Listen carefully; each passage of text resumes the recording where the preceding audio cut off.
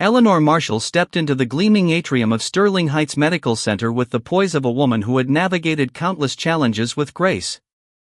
At 68, her silver hair was swept into an elegant updo, her tailored emerald dress accentuating her quiet confidence. She carried a small leather satchel, her appointment confirmation neatly tucked inside, along with a worn copy of Their Eyes Were Watching God. Eleanor had been invited to the hospital's annual gala as a guest of honor, a nod to her decades as a pioneering nurse who had trained generations of healthcare workers. Her daughter, Dr. Vivian Marshall, was the CEO of Sterling Heights, a position she'd earned through grit and brilliance. The atrium buzzed with activity, staff in crisp uniforms, patients shuffling toward appointments, and volunteers directing visitors. Eleanor approached the VIP check-in desk, where a sign read "Gala guests and board members only." The line was short, just 2 people ahead of her, both in expensive suits. She stepped forward, her heels clicking softly on the marble floor, and offered a warm smile to the young woman at the desk, whose badge read K. Larson, Guest Services. "Good afternoon," Eleanor said, presenting her invitation. "I'm here for the gala." K. Larson barely glanced at the invitation. Her eyes flicked over Eleanor, lingering on her dress, her satchel, her face. "This desk is for priority guests," she said curtly. "You'll need to wait by the general reception area." She gestured toward a crowded corner where a long line snaked around a kiosk. Eleanor's smile didn't falter, though a familiar sting settled in her chest. "I believe I'm in the right place," she said, her voice steady. "This is my invitation for the gala. I'm Eleanor Marshall." Larson's expression tightened. "Ma'am, we're at capacity here. Please wait over there, and someone will assist you when we're ready." She turned to the next guest, a man in a pinstripe suit, and waved him forward with a smile. Eleanor paused, her fingers tightening around her satchel. She could feel the eyes of a nearby security guard and a supervisor, a man in his 40s with a badge reading T. Carver, operations lead, watching her.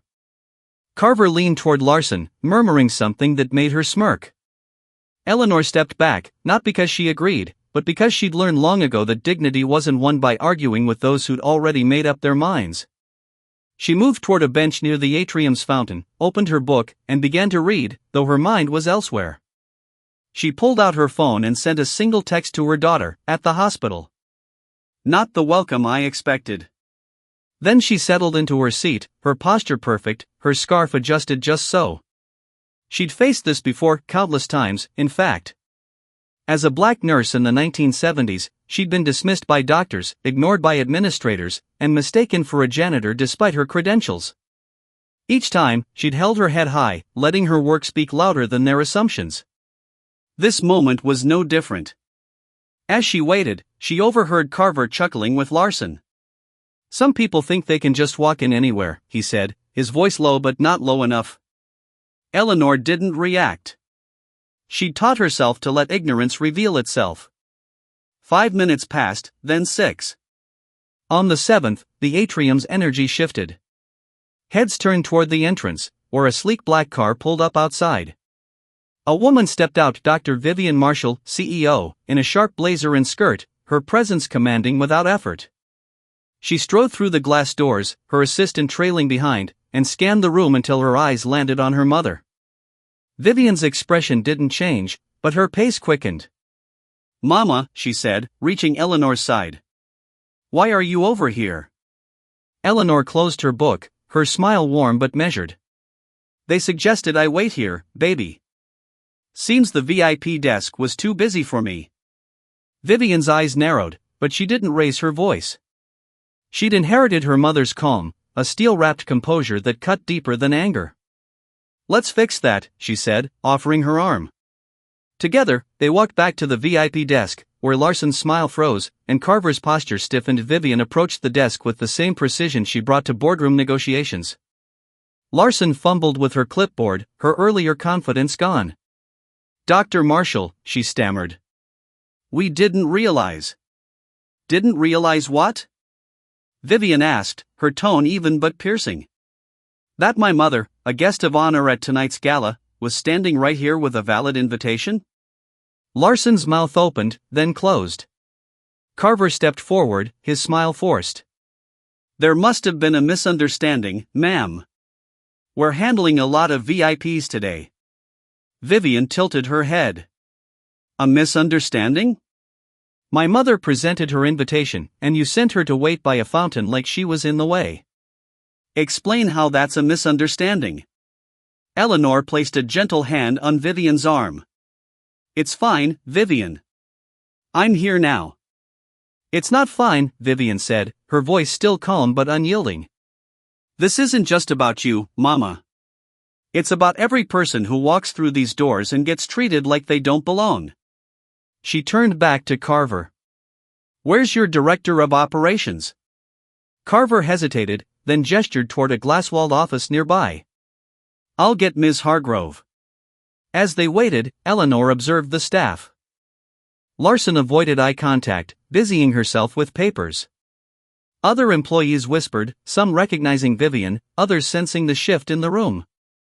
The director, Ms. Hargrove, arrived, her expression professional but wary. Dr. Marshall, how can I assist you? Vivian didn't waste time. I want the staff logs for this desk, the last hour. Names, roles, and every interaction. And I want to know why my mother, a woman who trained half the nurses in this building, was told to wait outside the VIP line. Hargrove's eyes flicked to Eleanor, then back to Vivian. I'm sure it was an oversight. We'll review the logs and... No, Vivian interrupted. This isn't an oversight. It's a pattern. I've seen the complaints, 3 in the past 6 months about this desk alone.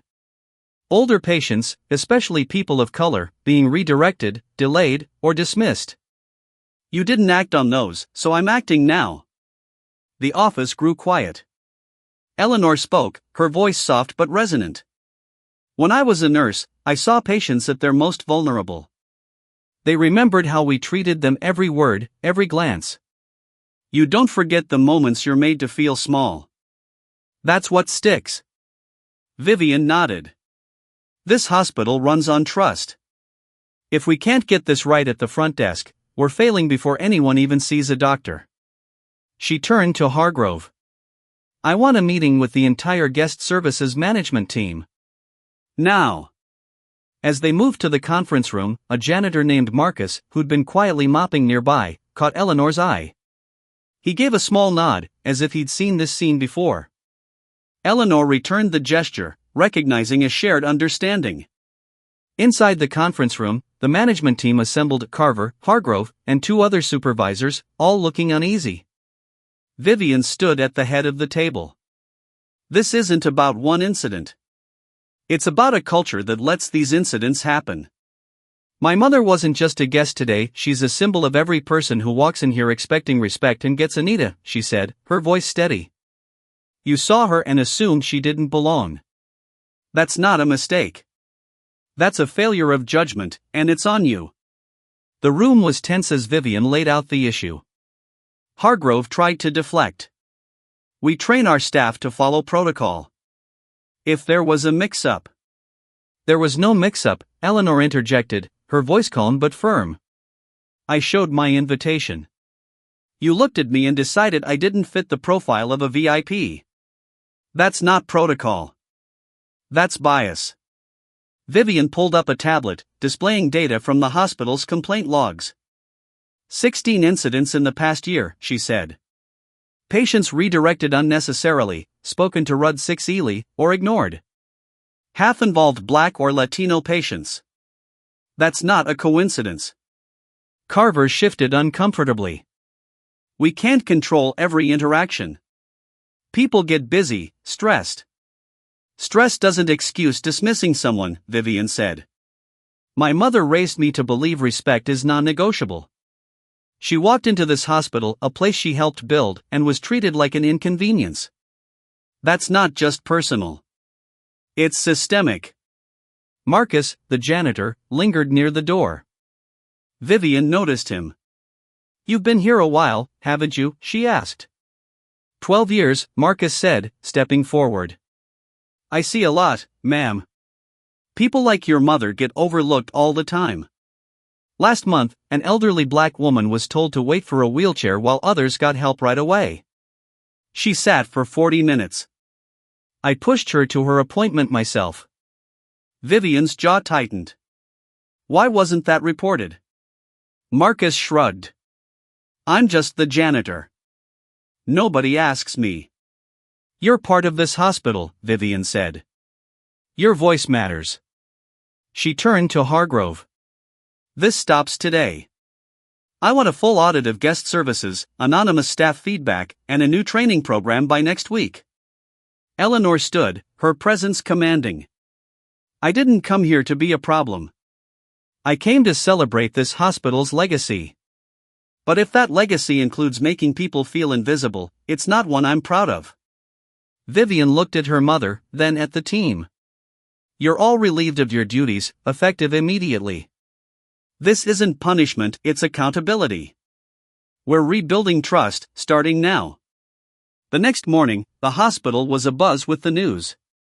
The guest services management team had been let go, and Vivian was already implementing changes. She appointed Marcus as a consultant for the new training program, valuing his perspective as someone who'd seen the hospital's flaws up close. Eleanor, though hesitant to be in the spotlight, agreed to speak at the next staff meeting, sharing her story to drive home the importance of respect. Vivian rolled out a new initiative, Every Voice Counts, a system for anonymous feedback from staff and patients alike. Training sessions focused on empathy, cultural sensitivity, and recognizing bias. Eleanor's words echoed in every session, people remember how you treat them when they're at their lowest. That's the part that sticks. By the gala, the hospital felt different. Staff greeted guests with genuine warmth, and Eleanor was welcomed as the VIP she was. She stood beside Vivian on stage, her book in hand, and spoke briefly. This hospital isn't just a building. It's a promise to care. Let's keep that promise. The changes rippled outward. Patient satisfaction scores rose, complaints dropped, and staff morale improved as they felt heard. Vivian and Eleanor's actions had turned a moment of indignity into a movement for change, proving that presence, quiet, steady, and unyielding, could reshape even the most stubborn systems.